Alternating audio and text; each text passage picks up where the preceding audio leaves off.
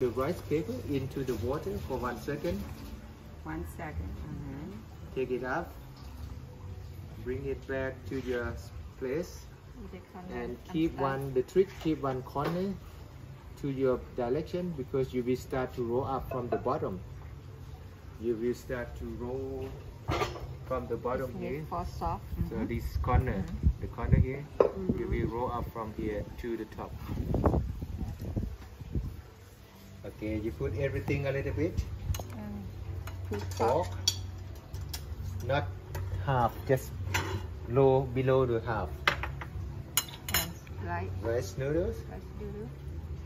So if you stick your finger, dip your finger to drinking water. Green bean. Long bean inside.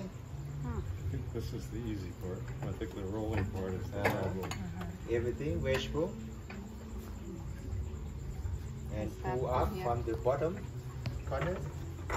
Make your finger a little bit tight. And roll, roll, roll, roll. Stop at the halfway. Turn right over, left over. And continue roll, roll, roll, roll. And finish. Wow. Ah.